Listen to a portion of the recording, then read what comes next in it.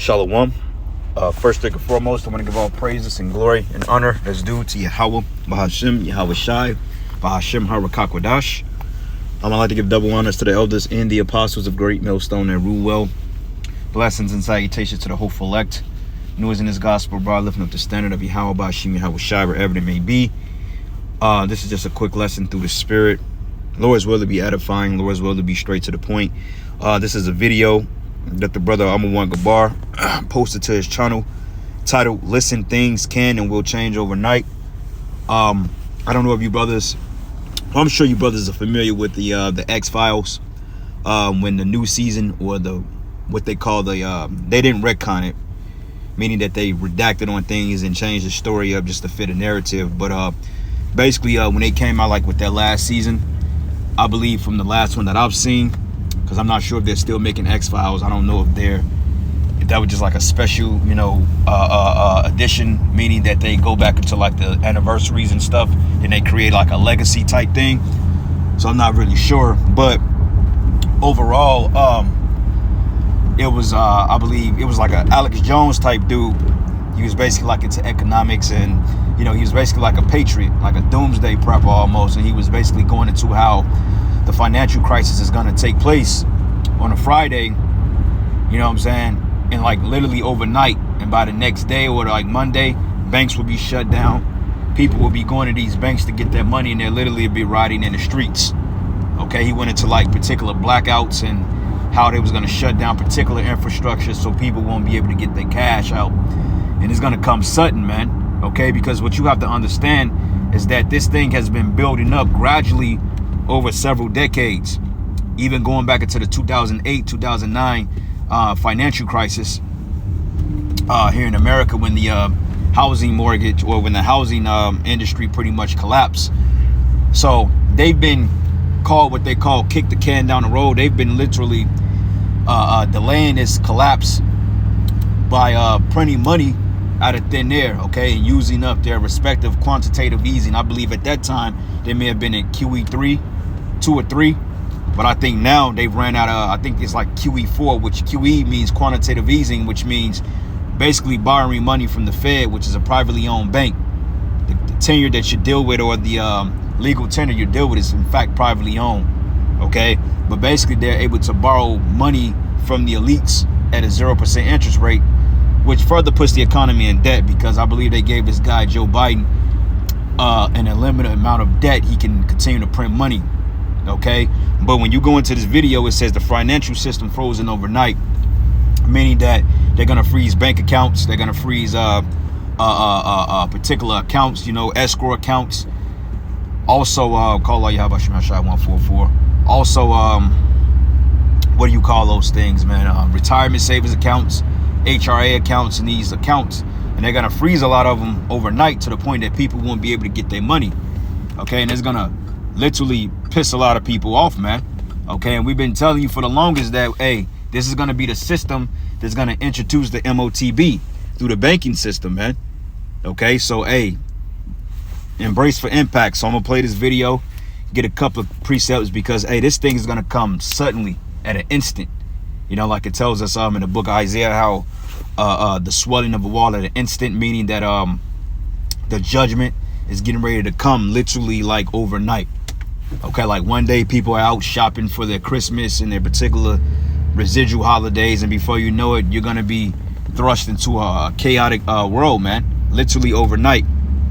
All right, so anyway, let's without further delay, let's play this. Elites are planning to freeze the financial system, and they'll replace it with a new system, one not based on the U.S. dollar. When that happens, we'll wake up to a very strange and disturbing new reality. And for our viewers that are watching today, what might their reality look like that morning? How does this manifest? First, they'll have gone to bed knowing that a massive financial crisis was underway. But when they wake up, they'll find it has worsened, and the contagion has spread worldwide. When they go to withdraw money, their ATM will say, closed temporarily. When they go to sell stocks, their account will say transaction not available. When they go to their local business, that business will only accept cash if it's open.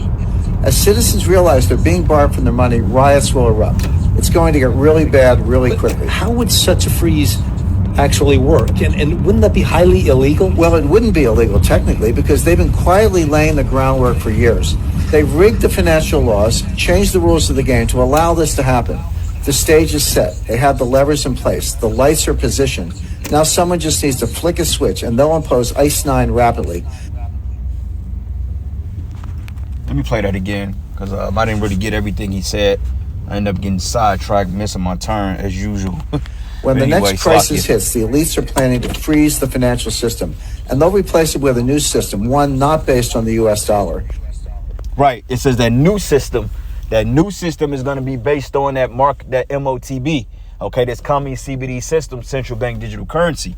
Okay, and I've always believed and I've always mentioned that MOTB is going to be instituted in lieu of a financial crisis, because it makes sense. Going to Revelation 13 and 16, it says he should not buy or sell save they had the mark. So we know that that's not dealing with particular this legal tender or Federal Reserve note. So obviously it had to be a system in place via economic collapse that they will deal with once this place falls. So, and he just made mention of it, man. When the next crisis hits, the elites are planning to freeze the financial system, and they'll replace.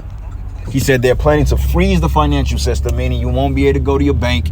You won't be able to go get money out your bank. You won't be able to use your debit cards or your credit cards or anything of that nature until they open a new system up.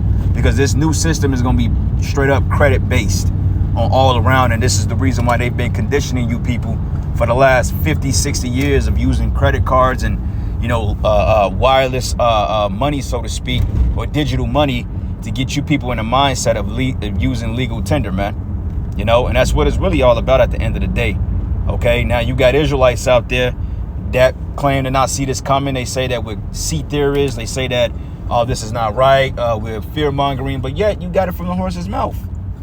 Okay, you even had this guy, Joe Biden, that mentioned it. Back in 2005 with Justice Roberts, he said that you will rule on that somebody would get a microscopic tag put in their body in order to live life. He said that. Okay, and I don't know if that interview is still up, and I won't really play it because I know the algorithm is real finicky, but regardless of it, this came right out of the monkey's mouth himself.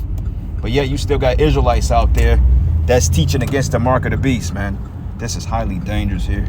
That's teaching against the MOTB because they've been paid off, they sold out, and ultimately they don't have the best interests for the Israelites, man. Okay, it's all about money and fame and how they look on their outward to their audiences so they can continue to dupe them for substance, man. And this is why a lot of you Israelites are going to get straight up destroyed. All right, but let me play the rest of this. With a new system, one not based on the U.S. dollar. When that happens, we'll wake up to a very strange and disturbing new reality. And for our viewers that are watching today, what might their reality look like that morning? How does this manifest? First, they'll have gone to bed knowing that a massive financial crisis was underway. But when they wake up, they'll find it has worsened and the contagion has spread worldwide. When they go to withdraw money, their ATM will say, closed temporarily. When they go to sell stocks, their account will say, transaction not available. When they go to their local business, that business will only accept cash if it's open. As citizens realize they're being barred from their money, riots will erupt. It's going to get really bad really quickly. How would such a freeze actually work? And wouldn't that be highly illegal? Well, it wouldn't be illegal technically because they've been quietly laying the groundwork for years. They've rigged the financial laws, changed the rules of the game to allow this to happen. The stage is set. They have the levers in place. The lights are positioned. Now someone just needs to flick a switch and they'll impose ICE 9 rapidly. And they cut it off right there. I would love to see that whole interview. Lord's will, I'll be able to figure it out and pull it up somehow, some way, and kind of look at the interview. But he basically told you, man, it's going to get chaotic very quick. There's one thing about these Americans, man. They are crazy about their bread and circuses. That's one thing that will piss them off. You take away football, baseball, basketball, food, and you take away their bank accounts. These red-blooded Americans, they coming to see you, man. Okay, because that's the only thing that keep them relevant for real. Because they've been taught and duped to believe that power is in money and fame and wealth, man. Okay, and freedom, but you're not even free, because if you was free, you wouldn't have to give your money into a bank. And after what, $5,000 or $10,000, they got to do paperwork on you. If you spend more than that, automatically your purchases get sent over to the IRS. And if you withdraw more than $5,000 from the bank, or maybe $10,000, you got to fill out forms to get your money out of the bank. And part of that is because they don't have your money in the bank, man. Okay, you got what they call fractional reserve banking, in which basically, man, you get a paycheck at the end of every 2 weeks, sometimes every month, you know, and then on top of that, the money that you do deposit it, they're already loaning the money out. So technically, yeah, it says you may have $10,000 in the bank, but they may not have $10,000 of your physical money there, you know. So this is why you got to fill out paperwork and all this other shit. But nonetheless, this is going to be the ordeal. One day, you Americans, man, you going to wake up and you ain't going to have access to your bank accounts. Okay, you ain't going to have access to your retirement funds. You know, your 401k is going to be totally depleted. And then you're going to be scratching your heads, asking questions and getting pissed off at everybody. But hey, you're the one that allowed this, okay? You have unelected officials that you went down there and you voted for, knowing that they didn't have your best interest, but because they sound good and gave you a good, fair speech, you bought into this whole lie. Okay, like, I don't understand how the hell you people are still paying goddamn taxes and they're going up on your taxes all the time. I don't get it, man. I don't get it how you people are literally being pushed around by a wicked government, and yet you think it's just you continue to you continue to get played, man. In France, they're literally throwing manure on government buildings for less. Germany, they're rioting because of fucking gas tax, man. But yet they taking your money. You're paying unlawful amounts of money through the Title 4D, and you just sitting there all because you got a so-called pristine title and a Rolls Royce and you live in Lee Summit some goddamn where. You think that you're in good case. You got that spirit like, well, you know, maybe if we don't really trip about it, maybe they won't take the little bit that we got, but they taking everything. They're chipping away everything you got. It's called gradualism, man. Okay, or Hegelian dialectics, which is pressure from above, pressure from beneath. So, hey, you people are through, man, and it's good for you because at the end of the day, you people are wicked anyway. You know, the Lord needs to take this shit from you people, man. Okay? But anyway, this is the book of 1 Thessalonians 5, and I'm going to start at verses 1. It says, now concerning how and when all this will happen, dear brothers and sisters, we don't really need to write to you. It says,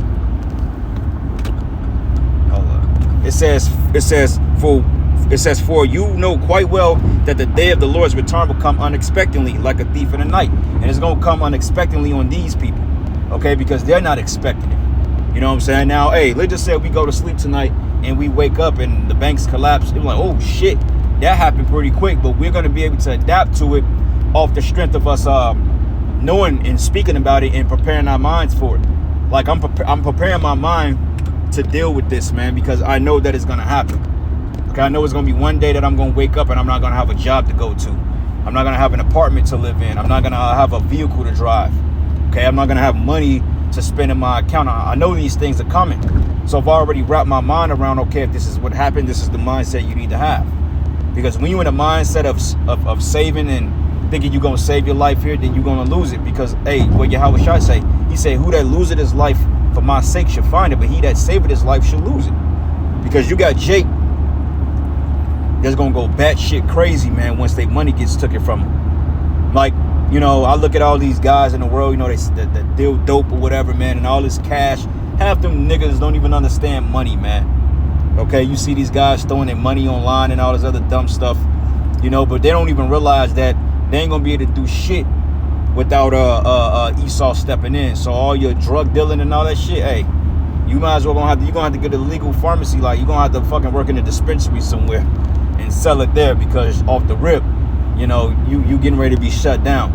So I'm happy to I'm curious to see what all you hood ninjas are gonna do when you ain't got them racks you throwing around on naked bitches, man. Bunch of dumbass niggas. And then Jake is so goddamn wild, they put the shit online so the feds can see it and then wonder why they get hit with a fucking RICO. But they wonder why niggas want to kill them. You putting your business, a real businessman in that caliber, you would never know, man. Like, you think the elites ain't walking out here flaunting their money and showing, oh yeah, we just know our word and do research, but the elites ain't doing that dumb shit, man.